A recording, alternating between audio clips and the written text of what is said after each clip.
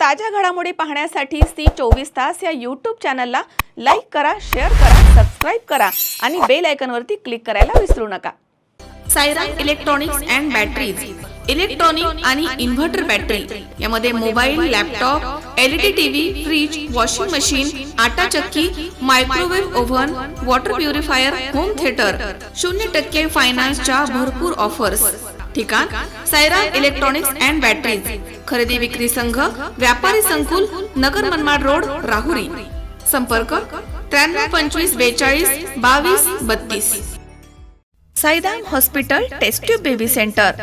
नमस्ते, मी doctor Sonali Mane, Saidam hospital Rahuri, मंदत्व तज्ज्ञ व एम्ब्रॉलॉजिस्ट तज्ज्ञ। आपल्या इथे IVF बद्दल अत्याधुनिक उपचार पद्धती उपलब्ध आहे।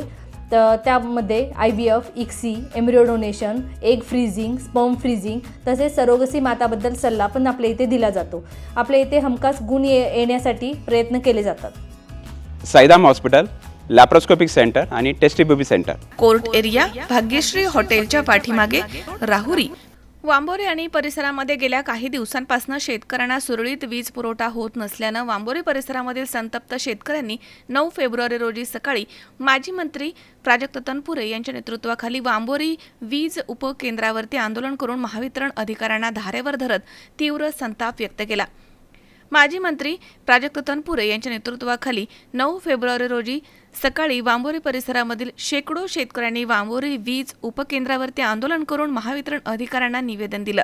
शेतकरी संघटनेच्या वतीनं दिलेल्या निवेदनात म्हटलंय की वांबोरी गाव आणि पंचक्रोशीमधील शेतकऱ्यांना शेतीमध्ये पाणी व्यवस्थापन करण्यासाठी महाराष्ट्र राज्य विद्युत मंडळामार्फत करण्यात येणारा विद्युत पुरवठा हा नियमित, पूर्ण दाबानं आणि पूर्ण वेळ करण्यात यावा, जेणेकरून सर्व शेतकऱ्यांना त्याचा फायदा होईल आणि शेतीला पाणी देणं अधिक सुलभ होईल। शेतकऱ्यांना शेतीसाठी दिवसा पूर्ण क्षमतेनं 8 तास नियमित आणि पूर्ण दाबानं वीज पुरवठा करण्यात यावा। सिलिंग फेज वीज पूर्ण वेळ उपलब्ध राहावी। विद्युत पुरवठ्याअभावी जळालेल्या पिकांचे तात्काळ पंचनामे करून नुकसान भरपाई देण्यात यावी। घरगुती मीटरमध्ये अवास्तव रीडिंग आणि अवास्तव बिल येतं, ते दुरुस्त करताना टाळाटाळ न करता प्राधान्यानं दुरुस्ती करणं। प्रत्येक फीडरवरील संबंधित लाईनमन यांनी त्या फीडरसाठी शेतकऱ्यांच्या व्हॉट्सॲप ग्रुप तयार करावा आणि लाईट संदर्भामधील वेळोवेळी अपडेट्स द्यावेत, जेणेकरून शेतकऱ्यांना लाईट कधी येणार, कधी जाणार याची पारदर्शकपणे माहिती मिळेल।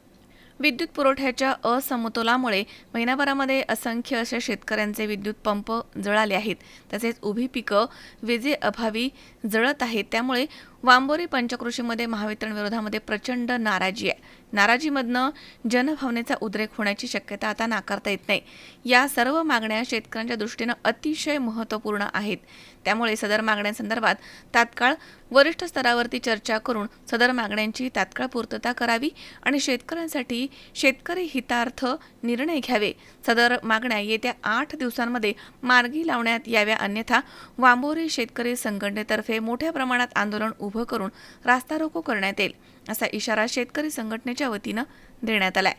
तर यावेळी माजी मंत्री प्राजक्त तनपुरे, शेतकरी संघटनेचे रवी मोरे, श्याम पटारे यांनी आपलं मनोगत व्यक्त केलं।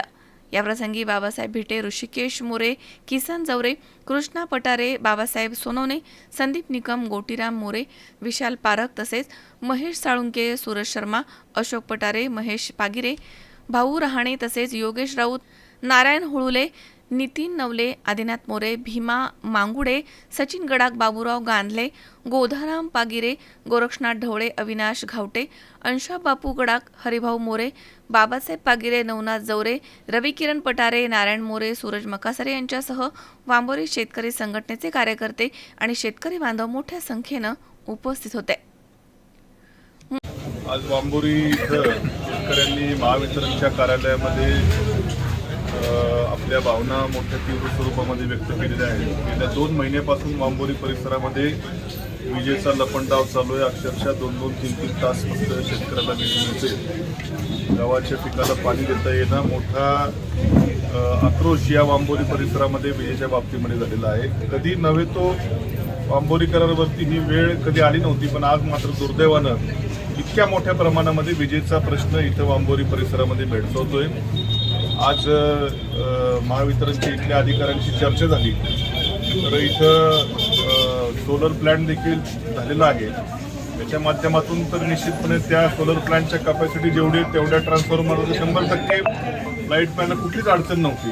तरी देखील मला कळेना की सोलर प्लॅन्टची लाईट उपलब्ध असताना देखील फक्त 2 तास जर वीज मिळत असेल तर इथं निश्चितपणे इथल्या अधिकाऱ्यांचा गलथानपणा त्याला कारणीभूत आहे. त्यांनी सांगितलं की इथल्या सबस्टेशनला वरच्या महापालिकेच्या सबस्टेशनकडनं लाईट त्या ठिकाणी येत नाही. वरच्या अधिकाऱ्यांशी देखील मी आज चर्चा केली, मुंबईच्या देखील अधिकाऱ्यांची चर्चा झालेली आहे. गेल्या 2-3 दिवसामध्ये पुढच्या हे इथं सप्लाय देण्याची व्यवस्था करतो असं वरच्या अधिकाऱ्यांनी देखील आश्वासित केलेलं आहे. पण जर पुढच्या 2-4 दिवसामध्ये हा वीज पुरवठा सुरळीत झाला नाही तर मात्र इथं रास्ता रोको त्या ठिकाणी चक्काजाम करण्यात येईल आणि जोपर्यंत लाईट सुरळीत होत नाही तोपर्यंत रस्त्यावर आम्ही त्या ठिकाणी उठणार. मनोज साळवे, C24 तास, राहुरी.